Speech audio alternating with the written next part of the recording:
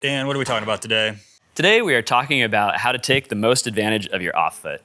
The off foot plays a crucial role in almost all movements, open or close, heel or toe, dynamic or static. Often, however, the off foot is not on a clearly defined foothold, and as a result, climbers pay it little attention. Despite this, even when the off foot appears to be doing nothing, it provides critical counterbalance, shifts center of mass, enables or prevents rotation, and overall helps dictate the shape your body takes when initiating and throughout a movement. This makes it an almost uniquely potent cue in climbing that can benefit you on essentially any move at essentially any level throughout your whole climbing career. What is the off foot?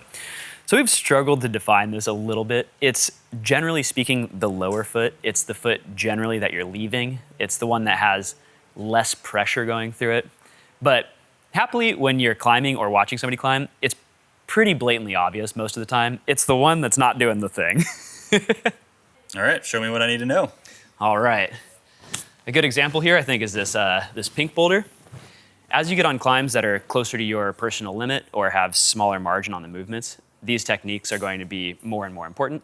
But even on climbs that are relatively easy, it can make a clear difference to how well it feels like it flows and kind of just how nice the moves are, as well as being significantly more efficient. So I think even just this first move makes a really clear point. If I just kind of sit, step on this big kind of obvious starting foot, kind of back brace on the bottom foot here and reach, it's pretty physical. It's like I'm really rowing in with one arm and kind of popping up here. Additionally, if I go as far as I can, it's only like I can get above it, but it's really physical and limited. So especially were this at all close to your limit, it would be quite taxing to do these moves like this. If I just put my foot over here, if I go open hip or drop knee, same position, all of a sudden this is very easy. And if I want to, I can reach very far. Here, again, kind of weird. You know, I'm on the good feet, they're huge, but I have to pull in and row. Meanwhile, if I just kind of put my foot over here, pushing straight into the wall, easy little rotation, just kind of twist up on the skeleton. These, big feet, neither of these are really right. If I just stance down here, up and over, and then brace. Interestingly, I think this is kind of cool because I'm on two big jugs and all I have to do is match. If I just sit, I can kind of do it because I'm in the plumb line here. But especially if I'm coming in from wider, if I kind of sit, I have this swing. If I just poke my foot on, no movement at all. So what problems do you see in climbers that aren't really paying attention to this technique? One is that they get sucked into traps of good feet, essentially. So whether it's an easier climb and you're just staying on the good holds, or whether you're outside and you're working a project and you see a perfect little spike, but it's kind of out of place, it's easy to think about putting your feet where the holds are rather than putting your feet where your body position sort of needs to be. So by kind of thinking about where you're putting it and why, it really helps you find more balanced positions more easily and more quickly rather than being stuck into whatever's kind of offered. The second one happens more with maybe slightly more advanced climbers typically, but still in the first couple years generally, which is there are tons and tons of moves where you're doing some kind of diagonal movement. You know, you're either moving up and over towards something or you're trying to keep tension as you're falling into something. And if your off foot is not in the right position, then it's very hard to maintain tension over the course of that move. And very often, this foot will kind of your off foot will kind of slip away. It'll either drop off from the wall or it'll slide along the wall because you're not being able to consistently load it, which will then unload all of the rest of the body tension and you end up falling. Okay, do you have an example? Yeah, absolutely. Shout out to Noah for letting us use this footage and congrats for sending the proj. We're gonna notice how in this first attempt, he sets up for this cross move,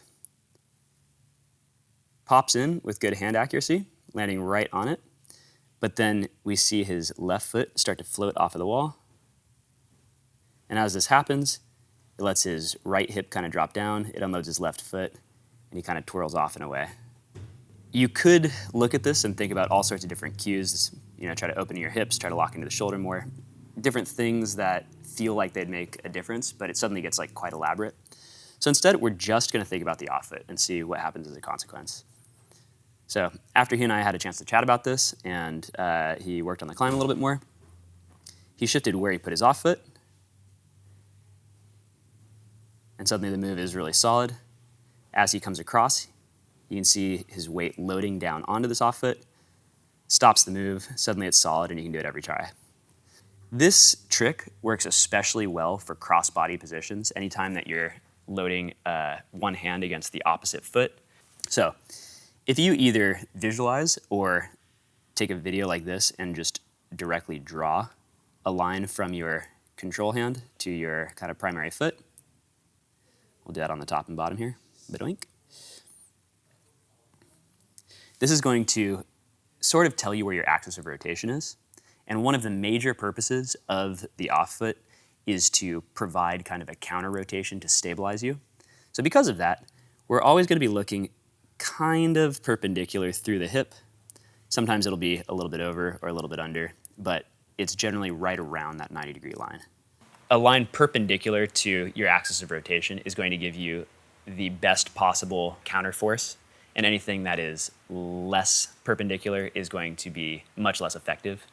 So this is sort of perpendicular. Well, let's try a little lower. This is sort of perpendicular, and this is where his foot is.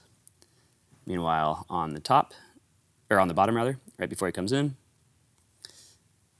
this is perpendicular, and that's basically exactly where his foot is. So I know there's a whole bunch of lines here now, but we can see as this proceeds, he rolls through. In one case, the weight drops directly onto the foot.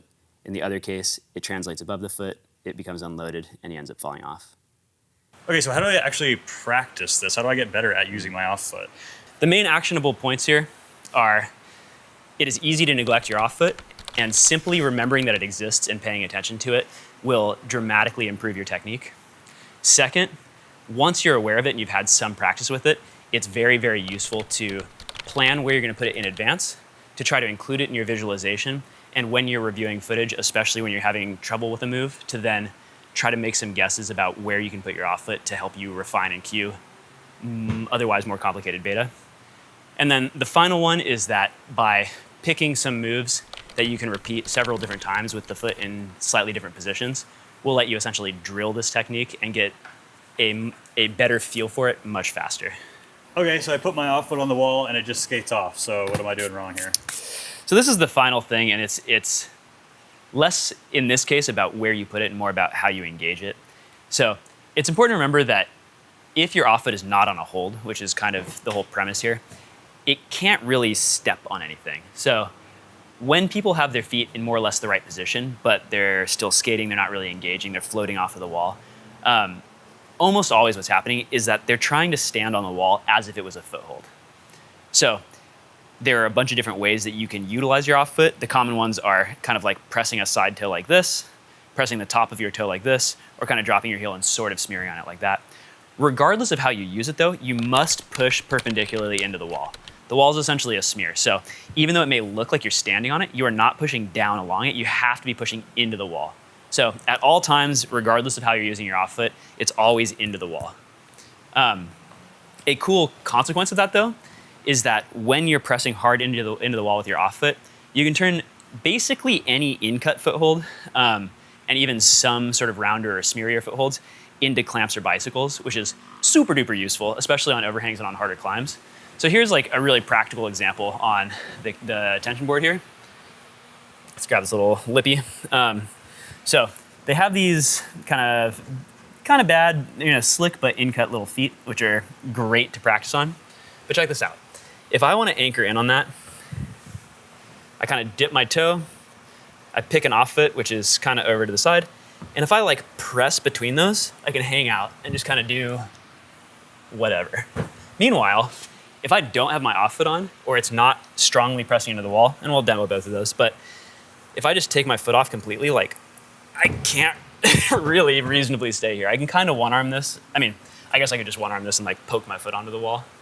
But with any kind of reasonableness, if I'm trying to keep this off of the wall, I have to like just one-arm this hold.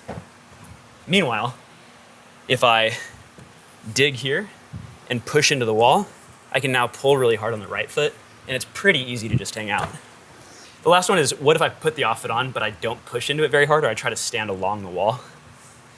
And that's still better than nothing, but if I just place it there, I kind of blow out again. So I can't just place it. I have to like push into it one way or the other. If any of you guys are interested in more personal coaching, head over to the Hoopers Beta page where we have more information about private coaching options. Remember that if you're unfortunately injured, we now have a variety of blueprints available at the website as well, which offer very affordable and detailed recovery plans to help you work through your injury. And finally, big thanks to Flux for hosting us and offering one of San Diego's finest training facilities here in Vista. With a kilter and a TV2. And otherwise, see you guys next time. So remember to like and subscribe if you want more Hoopers Beta content.